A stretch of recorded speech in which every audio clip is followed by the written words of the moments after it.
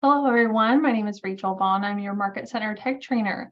Today, we are going to be covering the growth opportunities you have either within a team, if you're starting a team, and we'll also go through the growth opportunity you have within the Keller Williams umbrella. So let's get started. So this is called our organizational chart or organizational model within Keller Williams. So this is how we map out your business and what levels you have. So this first level is you, the independent agent. You don't hire until you're doing all you can do, and you want to check out the leverage calculator before you decide to hire. Second level, this is from MREA 2. So this is a newer version versus the older version. So your first hire is actually going to be an admin versus a buyer's agent. So this is your first opportunity toward mastering career visioning and hiring an executive assistant. And this will be your most important hire. So don't rush this. Don't pick the first person that applies. Don't do it just because they're a friend. Make sure this person is fitting within your business model and really the right person, not only for the role, but also to scale once your business gets bigger. Some things that you can do, make sure you follow the career visioning process as far as sending a KPA, which is the Keller Personality Assessment. If you're not sure what that is, do career visioning with them, do all the steps. That way you know for sure that this is the right person. And other things you can do is interview other team admins and kind of get a feel, or their rainmakers, and see what they were looking for in an admin. To help you better get the idea. So you need to make that list, the help that wanted missing persons report. What characteristics and attributes and everything do they need as a person? And that will help you make a decision if they are the right fit or not. Third level is going to be a transaction coordinator. So you have you directly under it as your lead admin, and then a transaction coordinator. So this is the stacked admin. At this point, you are testing the leadership of your admin. This is where you will also have a good learning point of, is this person a good leader? Because eventually, again, as you grow, they are going to become a management over the other people in your business. So that's the test. Fourth level, and there's two parts to levels 4 through 6. So fourth level, part 1 or option 1 would be that you hire an OSA or ISA, and then also a showing assistant. So this is where you start to set up the working part for buyers. Your showing assistant's gonna take your buyers on showings and get it set up. Your ISA or OSA, they're going to be there to support your systems. Fourth level of part 2. So this is going to be to grow on top, and everything that's in the blue is going to be on top. That's where you're being added. So you're going to have a lead manager over that OSA or ISA, and then you're also going to have a lead buyer agent that assists, or that is over the showing assistant, or 1 or 2, depending on how many you have. And then that lead admin is going to also manage the listing manager. So this is where you build out the buyer team.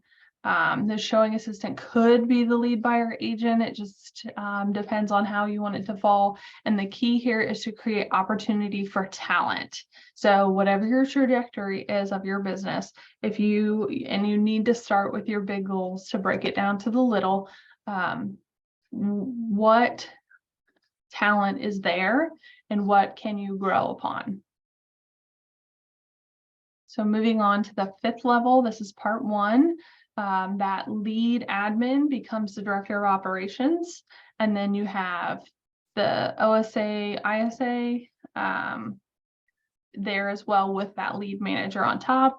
And then you have the lead buyer agent. So this is really sprouting it out. And again, if you look and pay attention to the lines, the only people that should report directly to you are the lead manager, director of ops, and your lead buyer agent. So this is where you need to get clear and communicate on who is reporting to whom. Moving along to fifth level, option 2 or part 2, excuse me, you have a listing agent. So you have your lead manager who's going with the outbound and inbound ISAs, OSA, and then you have your lead buyer agent, you have your director of ops, and then you're going to have a listing agent who's going to help take that listing. Then we are on to the 6th level, part 1. You have that expansion agent, you have that director of sales that's now under all of them, and then you have that director of lead gen. So again, this can be moved around, and this is where your journey starts to become CEO. This is where you can start working on taking yourself out of the daily transaction. So again, you're focused on identifying those leaders, and they all have their respective places of where they focus. And then you can focus on that, bringing in that expansion. So level 6, part 2 would be that director of expansion and that expansion business, which is within that, your director of lead generation, and then you might have 2 OSAs with 1 ISA and moving along. So this person is here to help you expand your expansion business.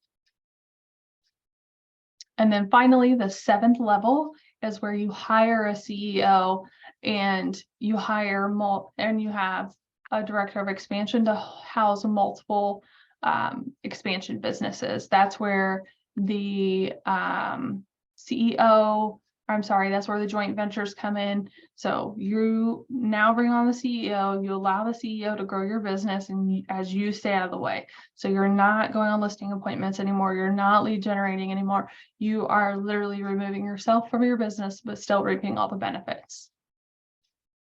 So in a nutshell, that is the different levels.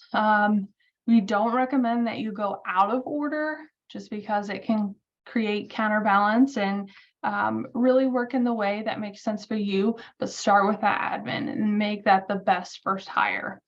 So if you're not looking to join a team or are not within a team or start a team, there is opportunity for you within Keller Williams.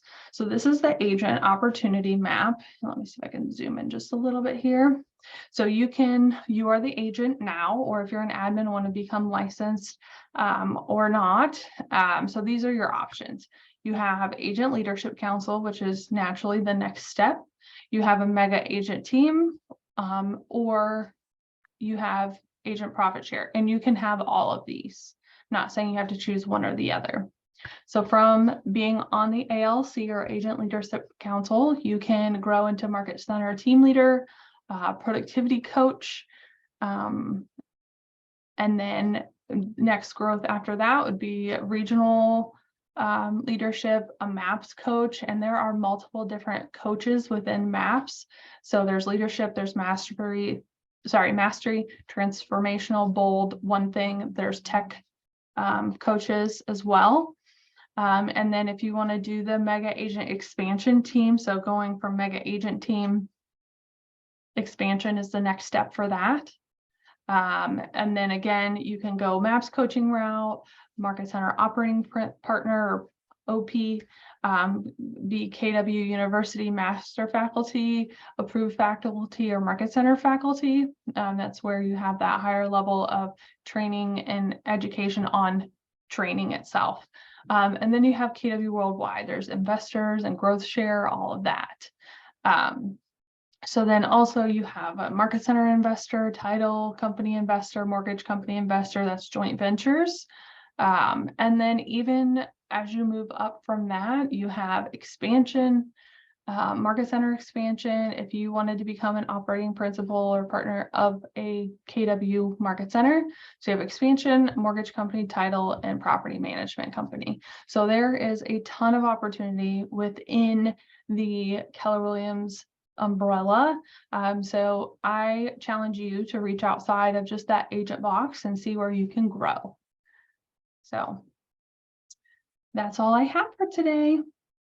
If anyone has any questions or want to learn any more about this, please feel free to reach out to your team leader or myself, and I'll be happy to help facilitate those conversations. Have a great day. Bye.